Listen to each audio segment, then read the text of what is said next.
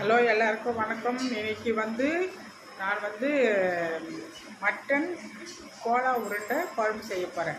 நான் அந்த மட்டனை கொஞ்சம் கறி வாங்கி அதை மிக்சியில் என்னென்ன போட்டு அரைச்சேன்னா பொட்டுக்கடலை, கொஞ்சம் மிளகாத்தூள், கொஞ்சம் கரம் மசாலா, எல்லாம் கொஞ்சம் இஞ்சி பூண்டு பேஸ்ட் போட்டு அதை நான் அரைச்சி நல்லா மேஷ் பண்ணி வச்சுருக்கேன். அது எண்ணெயிலே நான் பொரித்து போட மாட்டேன். என்னோடய ஸ்டைலில் நான் மட்டன் கோலா உருண்டை குழம்பு செய்கிறேன். அது சூப்பராக இருக்கும். அது நீங்கள் வீட்டில் செஞ்சு பாருங்கள். அதில் நான் நீங்கள் வெறும் தக்காளி, வெங்காயம் இந்த மாதிரிலாம் தான் போடுவீங்க. தேங்காய், உடச்சக்கடல, அதுக்கப்புறம் முந்திரி அந்த மாதிரிலாம் போட்டு அரைப்பீங்க. நான் அந்த மாதிரி போட்டு அரைச்சி அதில் கூட என்னோடய ஸ்டைலில் கொஞ்சம் ஒரு கொட்டை ஒரு சின்ன எலுமிச்சை பழம் அளவு புளி ஊற்றுவேன். அப்போ புளி ஊற்றி இந்த மாதிரியான அது ஊறி இருந்ததுன்னா அதோட டேஸ்ட்டே வேறு லெவல் அது. அதனால் என்னோடய ஸ்டைலில் நான் உங்களுக்கு சொல்லி கொடுக்குறேன். நீங்கள் அது அது எப்படி இருக்குன்னு செஞ்சு பாருங்கள். சூப்பராக இருக்கும் அது. நாங்கள் இப்போ நான் என்னென்ன பொருள்ன்ட்டு நான் உங்களுக்கு சொல்கிறேன். வாங்க, அதுக்கு தேவையான பொருள்லாம் அது நான் என்னென்ன யூஸ் பண்ண போகிறேன்ட்டு அதை உங்களுக்கு சொல்கிறேன். அதாவது சூப்பராக இருக்கும். அதை நீங்கள் வீட்டில் செஞ்சு பாருங்கள். செஞ்சு பார்த்துட்டு அது எப்படின்னு சொல்லுங்கள். ஓகேங்களா? தேவையான பொருளை நான் காமிக்கிறேன். நான் இப்போ மட்டன் கோலா உருண்டை இல்லையா, அதை மிக்சியில் போட்டு அரைச்சி எல்லாம் ரெடி பண்ணி வச்சுருக்கேன். இதுதான் மட்டன் கோலா உருண்டை. இதை குழம்புல நான் பொரிக்க மாட்டேன். குழம்பு நல்லா கொதித்த உடனே அதை போட்டுட்டு அதை அப்படியே ஒரு சிம்மில் வச்சோம்னா அது நல்லா வெந்து நல்லா சூப்பராக இருக்கும். அது மாதிரி தான் செய்ய போகிறேன். அதுக்கப்புறம் நீங்களும் அது மாதிரி செய்யுங்க. அதுக்கு தேவையான பொருள்லாம் நான் காமிக்கிறேன். இப்போ இந்த மட்டன் கோலா உருண்டை வச்சுருக்கேன் இல்லையா, அதுக்கப்புறம் இதில் 3 தக்காளி, 3 வெங்காயம். ஏன்னா மட்டன் அரைச்சி அது ஜாரில் போட்டுக்கிட்டேன். என்னடா இப்படி இருக்குன்னு யோசிக்காதீங்க. வெங்காயம் 2 வெங்காயம், பெரிய வெங்காயம், நல்லா பெரிய பெரிய வெங்காயம் 2, 3 தக்காளி, நல்லா பெரிய பெரிய தக்காளி, அதுதான் போட்டிருக்கேன். இதில் புளி ஊற வச்சுருக்கேன். ஒரு நெல்லிக்காய் அளவு, இந்த பெரிய நெல்லிக்காய் இருக்கும்ல, அது அளவு புளி ஊற வச்சுருக்கேன். இப்போது இது கூட என்ன வச்சுருக்கேன்னா கொஞ்சம் தேங்காய், கசகசா, கொஞ்சம் முந்திரி, அது பொடி முந்திரி, அது குழம்புக்காக யூஸ் பண்ணுறதுக்காக வாங்கி வச்சுருக்கேன். நான் நீங்கள் கடையில் கேட்டால் கூட அது கொடுப்பாங்க. அதுக்கப்புறம் நம்ம என்ன நான் யூஸ் பண்ண போகிறேன்னா இஞ்சி பூண்டு பேஸ்ட்டு கொஞ்சம் யூஸ் பண்ண போகிறோம். அதுக்கப்புறம் மிளகாய் தூள் வச்சுருக்கேன், மஞ்சள் தூள் வச்சுருக்கேன். ஏற்கனவே நான் இந்த கறியை இந்த கொஞ்சன கறியை வேக வச்சு தான் அதுக்கப்புறம் நான் மிக்சியில் போட்டு அரைச்சிருக்கேன். அதில் கூட என்ன போட்டிருக்கேன்னா இந்த கொஞ்சன கறியில் கொஞ்சம் மிளகாத்தூள், மஞ்சள் தூள், கொஞ்சம் கரம் மசாலா போட்டு அதை அரைச்சி கூட பொட்டுக்கடலை போட்டு அரைச்சி மிக்ஸ் பண்ணி இந்த மாதிரியான ரவுண்டு பண்ணி வச்சுருக்கேன். இந்த ரவுண்டு உடையாது. நம்ம வறுத்து தான் போடணுன்னு அவசியம் கிடையாது. நம்ம குழம்பு நல்லா கொதிக்குது இல்லையா, நம்ம அப்போ போட்டாலே இது உடையாது. நான் போட்டு உங்களுக்கு காமிக்கிறேன். இவ்வளோதான். அது மட்டனை கோலா உருண்டை இதுதாங்க. இது நீங்கள் சும்மா வீட்டில் கொஞ்சம் உப்பு போட்டு கூட நீங்கள் பொரிச்சு கூட இது அப்படி தனியாக கூட நீங்கள் சாப்பிட்லாம். அவ்வளோ சூப்பராக, அவ்வளோ டேஸ்ட்டாக இருக்கும். நான் மட்டனை வேக வச்சு அதுக்கப்புறம் மிக்சியில் அரைச்சி பொட்டுக்கடலெல்லாம் கூட போட்டு எல்லாம் ரெடி பண்ணி வச்சுருக்கேன்.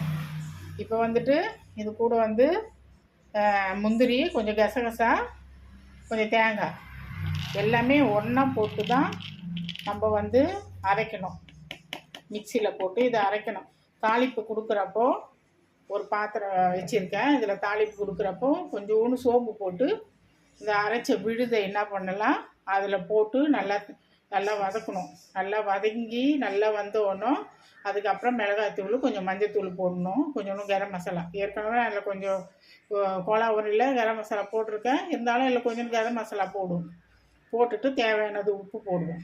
உப்பு போட்டு அதுக்கப்புறம் நல்லா வதங்கினோன்னா நம்ம அதுக்கப்புறம் புளியை ஊற்றி தண்ணி கொஞ்சம் எக்ஸ்ட்ரா ஊற்றணும். ஏன்னா வேகணும். இந்த உருண்டை நல்லா வெந்து எல்லாம் ரொம்ப திக்காக இருந்ததுன்னா அப்படியே சுண்டல் மாதிரி ஆகிடும் குழம்பு. அதனால் கொஞ்சம் தண்ணி பதத்தில் வச்சுட்டு உண்டை போட்டு அதுக்கப்புறம் நம்ம ஆஃப் பண்ணிவிடுவோம். நான் அதுக்கப்புறம் குழம்பு தாளிப்பு கொடுத்துட்டு நான் சொல்கிறேன். இதை நான் இப்போ அரைச்சி எடுத்துகிட்டு வந்துடுறேன். இப்போ மிக்சியில் எல்லாத்தையும் ஒன்றா போட்டாச்சு.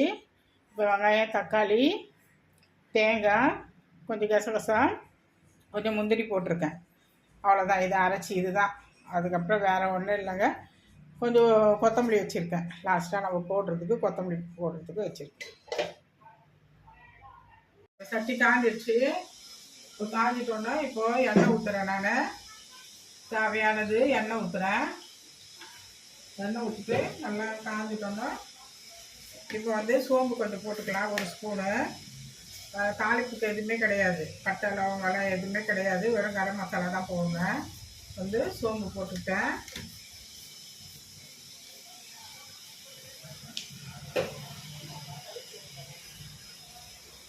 இப்போ சோம்பு நல்லா பொரிஞ்சிடுச்சு. இப்போது சோம்பு நல்லா பொரிஞ்சு வந்துடுச்சு. இப்போது நம்ம அரைச்சின்னு வந்தோம்ல விழுது, தக்காளி, வெங்காயம், முந்திரி, தேங்காய், கசகசா எல்லாம் போட்டு அரைச்சிருக்கோம்ல, அந்த விழுதை வந்து நான் வந்து இதில் ஊற்றிடுவேன். இதில் ஊற்றிட்டு அது பச்சை வாடை போகிற வரைக்கும் வதக்கணும். இது நல்லா வதங்கி வரணும். இந்த பச்சை வாடை போகணும், நல்லா வதங்கணும்.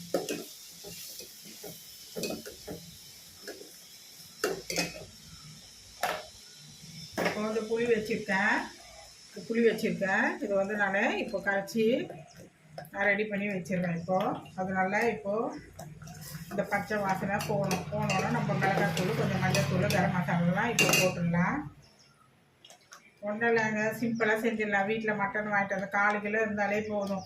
இல்லை அது ஒரு 5 பேர் இருந்தால் ஒரு 150 கிராம் இருந்தால் கூட போதும். அது சூப்பராக நம்ம செஞ்சிடலாம். அது ஒன்றும் கஷ்டமே கிடையாது. அது நீங்கள் வந்து என்னடா அது கோலா வந்து எப்படி செய்யணுன்ட்டு அது மாதிரி யோசிக்க வேணாம், சூப்பராக செஞ்சிடலாம்.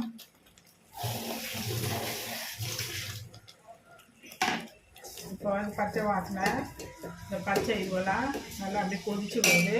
இப்போ வந்து தேவையானது ஒரு இஞ்சி பூண்டு பேஸ்ட்டு 1 ஸ்பூன் போட்டுறேன். இதை போட்டு இதை நல்லா வதங்கணும்.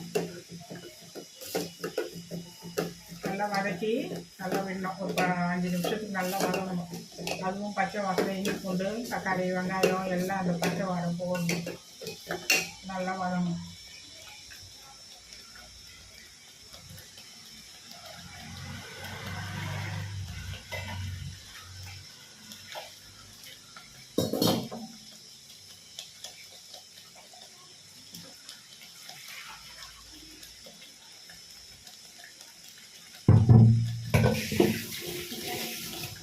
நல்லா கொதிச்சு வருது பாருங்க.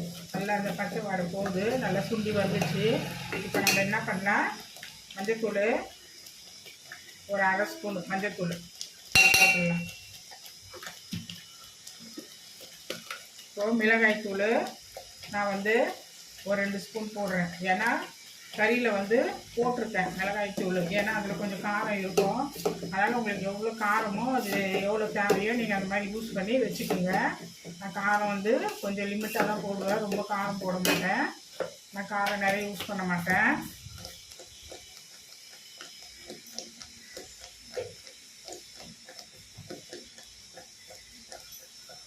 இது நல்லா அப்படியே இதுவும் நல்லா அந்த பச்சை இதுவும் நல்லா வதங்கி வருது. மிளகாத்தூள், மஞ்சள்தூள், தக்காளி, வெங்காயம் எல்லாமே, இஞ்சி பூண்டு பேஸ்ட்டு நல்லா எல்லாமே வதங்கி வருது. இப்போது கொஞ்சம் கரம் மசாலா போட்டுக்கலாம். இப்போது தேவையானது சும்மா 1/2 ஸ்பூன் கரம் மசாலா, வேறு எதுவுமே இல்லை. பட்டை, லவங்கம், ஏலக்காய் எதுவுமே போடல, வெறும் கரம் மசாலா தான் போட்டிருக்கேன். ஏன்னா வந்து கொந்தளை கறியை வாங்கிட்டு வந்தாலும் வேக வைக்கிறப்போ அதுலேயே போட்டிருக்கேன். இப்போது நல்லா சுண்டி நல்லா திக்காகிடுச்சு பாருங்க. இந்த பதத்துக்கு வந்துடணும். இந்த பதம் வந்தோடனே நம்ம புளி கரைச்சி ரெடி பண்ணி வச்சுருக்கோம்ல, அந்த புளியை ஊற்றி நல்லா கொதிக்கணும். நல்லா கொதித்து நல்லா தண்ணி பதத்துக்கு வரணும். ஏன்னா கொஞ்சம் தண்ணியாக இருந்தால் தான் அந்த கோலா உருண்டை நல்லா வேகும். ஒன்றோடு ஒன்று ஒட்டாது. நல்லா ஒரு இதுவாக நல்லா இருக்கும், வெந்து நல்லா இருக்கும். இப்போ தேவையானது நம்ம இப்போ வந்து உப்பு போட்டுக்கலாம். இது எவ்வளோ தேவையோ அதுக்கேற்ற மாதிரி நம்ம உப்பு போட்டுக்கலாம். இப்போ கொதி வரணும், நல்லா கொதிக்கணும்.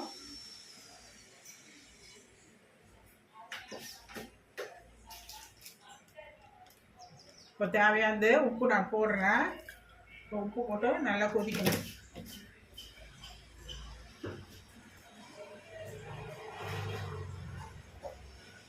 இப்போ கொத்தமல்லி வச்சுருக்கோம், அந்த கொத்தமல்லியை இதில் போட்டுருவோம். நல்லா இப்போ கொதித்து வந்தோன்னா அதுக்கப்புறம் நம்ம ரெடி பண்ணி வச்சுருக்கோம்ல கோலா உருண்டை, அதை போடுவோம். நான் வந்து வறுக்கலை, பச்சையோடு தான் நான் போடுறேன். நீங்களும் அது மாதிரி செய்யுங்க, சூப்பராக இருக்கும், உடையாது. நான் சொன்ன மெத்தட்லேயே நீங்கள் பண்ணிங்கன்னா உடையாது, சூப்பராக இருக்கும். இது நல்லா கொதிக்கணும், குழம்பு நல்லா கொதிச்சோன்னா அதுக்கப்புறம் நம்ம அந்த உண்டையை நம்ம அதில் குழம்புல போட்டுருவோம். நல்லா கொதி வரணும். குழம்பு கொதிக்குதுப்பா, நல்லா குழம்பு நல்லா கொதிச்சு வருது பாரு, நல்லா கொதிச்சிச்சு. இவ்வளோ தண்ணியோட பதத்தில் தான் இந்த மாதிரி இருக்கணும்ண்ணா இருந்துட்டு அதுக்கப்புறம் நம்ம அந்த கோலா உருண்டையை நம்ம அதுக்கப்புறம் போட்டு வேக விடுவோம். நான் வந்து பொரிக்கலை, இப்போ அப்படியே தான். ஏன்னா வந்து கறியை வந்து வேக வச்சு வச்சுருக்கேன். கறி வேக வைக்கினா கொஞ்சம் மஞ்சத்தூள், கொஞ்சம் மிளகாத்தூள், கொஞ்சம் கரம் மசாலா போட்டு வேக எடுத்துட்டு அதை ஆற வச்சு அதுக்கப்புறம் பொட்டுக்கடலை போட்டு நல்லா அரைச்சி இதை ரவுண்டு பண்ணி வச்சுருக்கேன். இப்போது நான் அந்த குழம்புல போடுறேன். உடையாது, கரையாது, எதுவுமே ஆகாது. கரையாது, உடையாது, எதுவுமே ஆகாது. அது அப்படியே இருக்கும். உங்களுக்கு குழம்புல போட்டு நான் காமிக்கிறேன். அதை சிம்மில் வச்சுப்போம். சிம்மில் வச்சுட்டு ஒன்று ஒன்றா போடுவோம், இப்படி போடுவோம். நான் அதை நல்லா வெந்த ஒன்றா நான் உங்களுக்கு எடுத்து காமிக்கிறேன். உடையாது, கரையாது. நீங்கள் பொரிக்கணும்னு அவசியம் கிடையாது, நீங்கள் இப்படியே போடுங்க, சூப்பராக இருக்கும். நல்ல டேஸ்ட்டும் நல்லாயிருக்கும். பொரிச்சோம்னா வேறு டேஸ்ட்டு மாறும். நீங்கள் இப்படி போட்டால் டேஸ்ட்டு நல்லா சூப்பராக நல்லாயிருக்கும். அதே மாதிரி வந்துட்டு நீங்கள் பச்சையோடு போடுறதாண்டா கூட போட்டுக்கலாம் கறியை. இப்போ அது கூட வந்து பொட்டுக்கடலாம் அரைச்சி அது கூட கரம் மசாலா என்னென்ன போடுறீங்களோ உங்களை விருப்பப்பட்டு நீங்கள் அது மாதிரி கூட போட்டு அரைச்சிக்கலாம். அதெல்லாம் ஒன்றும் இல்லை. என்னோடய இது வந்து நான் வந்து கறியை வந்து வேக வச்சு வச்சுருவேன். ஏன்னா அது வந்து டேஸ்ட் நல்லாயிருக்கும். அதே மாதிரி பொரிக்க மாட்டேன், இதையோட பச்சையோடு அப்படியே போட்டுருவேன். அப்போது நல்லா வெந்து நல்லாயிருக்கும். நல்லா கெட்டியாகிடும் குழம்பு, நல்லா கெட்டியாகிடும். நல்லா கொதிக்குதுங்க பாருங்கள். கரையே கரையாது, அப்படியே கெட்டியாகவே தான் இருக்கும்.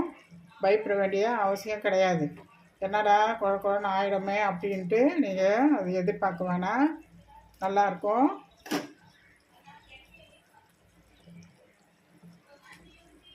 இப்போது நல்லா கொதிக்கணும். நல்லா ஒரு எதுவுமே டிஸ்டர்பே பண்ணக்கூடாது. ஒரு 10 நிமிஷத்துக்கு அது நல்லா கொதிச்சிட்டோம். நல்லா நான் ஹையில் வச்சுருக்கேன். இப்போ வந்து நல்லா ஒரு 5 நிமிஷம் கொதிச்சோடனே சிம்மில் வச்சுட்டு அதுக்கப்புறம் ஒரு 5 நிமிஷம் வந்து நம்ம ஆஃப் பண்ணிடலாம். ஆஃப் பண்ணிவிட்டு நான் உங்களுக்கு அந்த உண்டையை எடுத்து காமிக்கிறேன். ஒன்றோட ஒன்று குழையாது, உடையாது, ஒன்றாகாது. அப்படி கெட்டியாக போட்டது அதே யூக்கில் அதே லெவலில் அப்படியே தான் இருக்கும். இதுதான் கோலா உருண்டை குழம்பு. பாருங்கள், கொஞ்சம் கொஞ்சமாக கெட்டியாகுது, அப்படி கெட்டியாகிடும். நல்லா அது வெந்து குழம்பு வந்து நல்லா கெட்டியாகி நல்லா பதத்துக்கு வந்துடும். அது நல்லா வெந்த உடனே நான் உங்களுக்கு காமிக்கிறேன். இது நல்லா கொதிக்கிட்டோம். இப்போது கோலா உருண்டை குழம்பு இப்போ கொதிக்குது. கொதித்து மேலே வருது பாருங்கள். கொதித்து இந்த உருண்டை எல்லாம் மேலே எதனா உடஞ்சிருக்கா பாருங்கள். எவ்வளோ சூப்பராக எப்படி இருக்குது பாருங்கள். ஒன்றோட ஒன்று ஒட்டில், ஒன்றோட ஒன்று உடையில. நம்ம போட்ட லெவல் எப்படி இருக்கோ அதே சேமு அதே அளவில் தான் இருக்குது. நீங்கள் வந்து என்னடா நம்ம இந்த மாதிரி வழுக்காத போட்டோம்னா உடையோன்றது நீங்கள் பயப்பட வேண்டியதே கிடையாது. எத்தனை உருண்டை போட்டோமோ நம்ம அத்தனை உருண்டையும் எல்லாம் வெந்து நல்லா மேலே நல்லா அழகாக வந்திருக்கு பாருங்கள். இதுதாங்க கோலா உருண்டை குழம்பு. நீங்கள் ஒன்றும் பயப்படாதீங்க, வறுத்து போடணும் அப்படி போடணுன்னு வறுக்காது. இந்த மாதிரி செஞ்சு பாருங்கள். செம்ம டேஸ்ட்டு, செம்ம லெவல், செம்ம சூப்பராக இருக்கும், வேறு லெவலாக இருக்கும். வீட்டில் வந்து எல்லோரும் வந்து சூப்பராக இருக்குது சொல்லுவாங்க. நீங்கள் வீட்டில் வந்து இதை செஞ்சு பார்த்துட்டு எனக்கு எப்படின்னு சொல்லுங்கள். இந்த வீடியோ உங்களுக்கு பிடிக்கும்னு நினைக்கிறேன். தேங்க்யூ.